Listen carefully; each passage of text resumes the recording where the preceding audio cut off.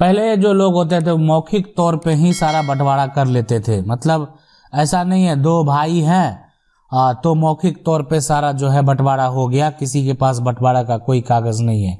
लेकिन सवाल ये उठता है कि अगर आज ये कोई क्लेम करे कि वो बंटवारा गलत तरीके से हुआ है, जो बंटवारा किया गया वो सही नहीं है, तो क्या वो टूट सकता है? तो बिल्कुल टूट सकता है, आप आसानी से उसको तोड़ सकते हैं उसकी, इसलिए कि अगर ये आप साबित करने में सक्षम है कि कोई हिस्सेदार है वो समान हिस्सा लेने के लिए हिस्सेदार है। ऐसा नहीं है कि अगर आपका हिस्सा ज्यादा होगा और किसी का हिस्सा कम होगा। पहले लोग मौखिक तौर पे किसी एक भाई को ज्यादा भी दे देते थे, लेकिन अगर वही काम वो लिखित तौर पे करते तो दिक्कत नहीं होता। लेकिन अगर वो मौखिक तौर पे ऐसा काम किए हैं तो उसको अगर किसी को ऐसा है कि वो उस पे फाइट करे, उस पे लड़े, फिर से बंटवारा करना चाहे, तो वो सारा पुराना जो बंटवारा है वो उसके अलावा ठीक है जो भी एक्स्ट्रा प्रॉपर्टी है वो आपको देनी होगी। ठीक है, बहुत लोग ऐसा होते हैं कि अब ठीक है बड़े भाई हैं, छोटे भाई को अधिक संपत्ति जो है प्राप्त है, पैतृक संपत्ति, तो ये जो है यहाँ पे जो पैतृक संपत्ति मिला किस आधार पे मिला?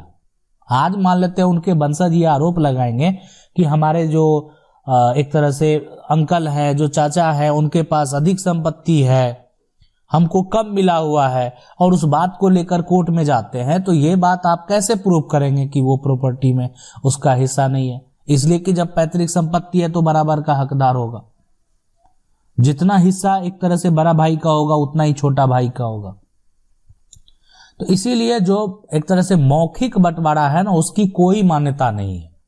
बंटवारा रजिस्टर्ड तरीके से अगर आप किए हुए हैं, बंटवारा सूट आपका जो है तैयार है, उस स्टाम्प वैल्यू को आप रजिस्टर्ड कराए हुए हैं, उसको उस प्रक्रिया के साथ उसको जो है मोटेशन करवाए हुए हैं, तो ठीक है, यह आपका लिखित तौर पे सारा स्पष्ट है क्यों अधिक लिया गया। लेकिन फिर भी अधिक सब कुछ करने के बाद भी अगर कोई कोर्ट में फाइट करे कि नहीं अधिक हिस्सा हम नहीं लेने देंगे, तो जो अधिक आपका हिस्सा है वो देना होगा। इसलिए वो संपत्ति में बस एक समझना है कि बराबर का हकदार है सभी। सवाल है कि सर हमारा पैतृक संपत्ति है, मेरा बंटवारा गलत हुआ है, कैसे करें सही बंटवारा? तो सिविल न्यायालय जाइए और सिविल कोर्ट से जो है ना, सिविल कोर्ट से आप पार्टीशन सूट फाइल कर दीजिए बंटवारा अगर करना है तो, या जो प्रॉपर्टी आपका सिर्फ गलत तरीके से हुआ उस पर भी कर सकते हैं।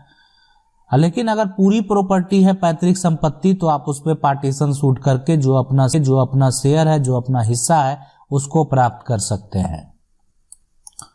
सवाल है कि dear sir my mother is divorced as my father did another marriage and she doesn't let my father do anything for us. Also the two home my father owns, she say I won't give any home to your children. She has her name in both the house with my father, the both are owner. What can we do? देखिए आपको करना क्या है, देखिए आपके माता जी का divorce हो गया है और आपके पिताजी ने दूसरी शादी कर ली, ठीक है, लेकिन आप जो है माता जी ने सबसे पहले आप जो है अगर बेटे हैं तो एक तो ये होता है सबसे पहले कि अगर पिता की सेल्फ एक्वायर प्रॉपर्टी है, वो जो संपत्ति पिता के पास है वो पिता के द्वारा कमाई हुई संपत्ति है, तो यहाँ पे अगर आप चाहेंगे तो उसको हासिल नहीं कर पाएंगे। लेकिन अगर वो संपत्ति पैतृक है, मतलब वो पिता को पूर्वज से प्राप्त है, तो आप उस परिवार के वंशज हैं और आपका अधिकार बनता है पिता से जो है, यानी आप पिता अगर जीवित भी हैं तो आप अपना हिस्सा उस मकान में, अगर कोई भी एग्रीकल्चर लैंड है तो उसमें आप हासिल कर सकते हैं।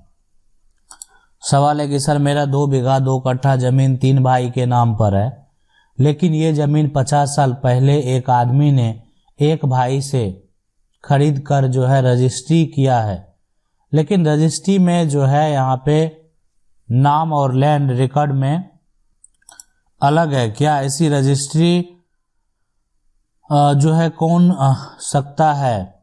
हम उस रजिस्ट्री कैंसिल कराने के लिए मामला क्या मामला क्या ये रजिस्ट्री कैंसिल होगा?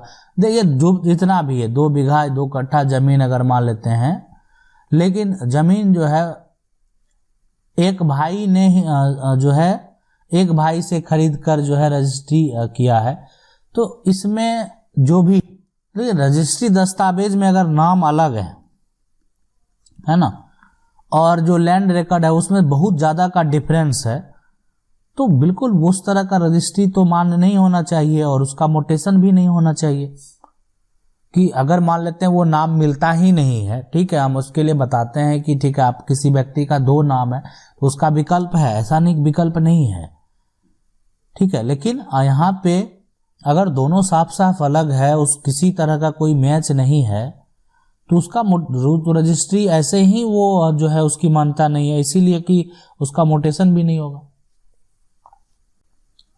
सवाल है कि सर क्या जो है माता पिता की डेथ के बाद उनके वारिस जो है मिलकर जमीन नहीं जो बांट रहे और एक लड़का अपने हिस्से की जमीन लेना चाहता है, बाकी जो है वो छोड़ देना चाहता है, सिर्फ अपना हिस्सा ही लेना चाहता है, ठीक है। तो देखिए इसमें जो है माता पिता की अगर डेथ के बाद है ना नहीं बांट रहा है, लेकिन अगर कोई एक लेना चाहता है तो वो अपने हिस्सा ले सकता है, ठीक, आप नहीं बांट रहे, अगर वो लेना चाहता है तो आपको दे देना चाहिए, ठीक है। एक तरह से आपस में सभी लोग बैठकर ही देना चाहिए कि कल अगर मामला पार्टीशन सूट का होता है तो जो अगर वो हिस्सेदार है तो उसको तो संपत्ति देना ही होगा। तो लेकिन ज़्यादा प्रयास इसलिए कि वो हिस्सेदार है, ज़्यादा प्रयास करना चाहिए कि जो उनके हिस्से की प्रॉपर्टी है अगर वो अपना अलग लेना चाहता है तो उसको स्वेच्छा से दे देना चाहिए, बाद वो संपत्ति जो है हासिल जरूर कर लेगा। सवाल है कि सर मेरे दादाजी के जो है 3 बेटे हैं और 4 कट्ठा जमीन था, वो पूरा जमीन दादाजी जो है अकेले 35 साल पहले बेच दिए, तो क्या उसमें उसके बेटों का हक निकल सकता है? सवाल है कि सर मेरे दादाजी के 3 बेटे हैं और जो है 4 जो है कट्ठा जमीन था, वो पूरा जमीन दादाजी अकेले 35 साल पहले बेच दिए, तो क्या उसमें उनके बेटों का हक निकल सकता है ना। देखिए यहाँ पे आपके जो भी दादाजी हैं उनके अगर 3 बेटे हैं, है ना, और जमीन कितना है 4 कट्ठा जमीन है और पूरा जमीन दादाजी अकेले 35 साल पहले बेच दिए, तो अब क्या उसमें आप निकालेंगे? कि आज का मामला तो है नहीं, अगर आप कोर्ट जाएंगे, है ना, तो कोर्ट में इसे 35 साल मायने रखता है, ठीक है, ऐसा नहीं है। हम बोलते हैं कि उस तरह का संपत्ति अगर है, बहुत पुराना रजिस्ट्री है, उसमें धोखा हुआ है, फरेब किया गया, तो अलग चीज़ है, लेकिन ये संपत्ति तो हमारे पूर्वज के द्वारा ही बेचा गया, तो ऐसे में तो कितना सारा मामला हो जाएगा। जितने दादा की प्रॉपर्टी बेची है, दादा ने बेची, सभी के पोतों के द्वारा जो केस फाइल कर दिया जाएगा, तो ये बिल्कुल संभव नहीं है। इस तरह का केस जो है आप उतना आसान नहीं है। हाँ, लेकिन किसी प्रकार का धोखा फरेब हुआ है तो वो अलग चीज है, लेकिन ऐसे आप इस तरह के संपत्ति को नहीं जीत पाएंगे। सवाल है कि मेरे दादा के बाबूजी के नाम पर जो है यानी खुवन पंडित से कुछ जमीन, उनके एकमात्र पुत्र हैं राम खिलावन पंडित, दूसरा उनका कोई भाई नहीं था, लेकिन गांव के कुछ लोगों की मदद से एक तीसरे व्यक्ति ने सरपंच से वंशावली बना लिया, वंशावली में अपना नाम दर्ज करा लिया। उसका दावा है कि पंडित के 2 लड़के हैं, राम जो है खिलावन पंडित और द्वारिका पंडित, जो गलत है। अभी तीसरी पीढ़ी द्वारिका पंडित के खानदान के लोगों का कहना है कि राम केवल खिलावन पंडित के नाम से जमीन से हमें भी हिस्सेदारी चाहिए। क्या यह संभव है? देखिए ये इस तरह का जो मामला है और ये तो धोखा हो गया, है ना। अब मान लेते हैं यहाँ पे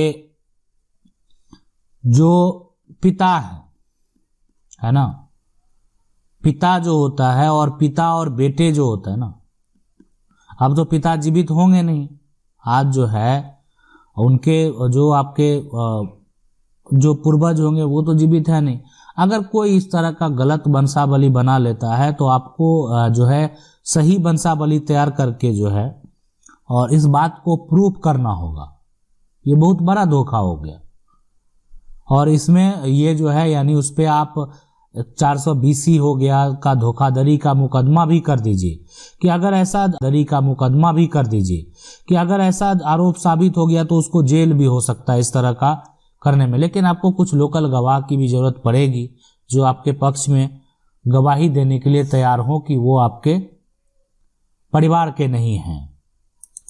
सवाल है कि सर हमारा खतियानी जमीन है, पिताजी के जो है भाइयों में बंटवारा हो चुका है, जमीन पेपर और नक्शा में भी है, 100 ईयर से जो है पीछे का हिस्सा लाश जो है यहाँ पे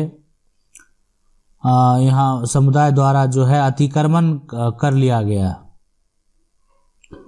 पिताजी ने बंटवारा में जो अतिक्रमण को छोड़कर बंटवारा कर लिया गया है।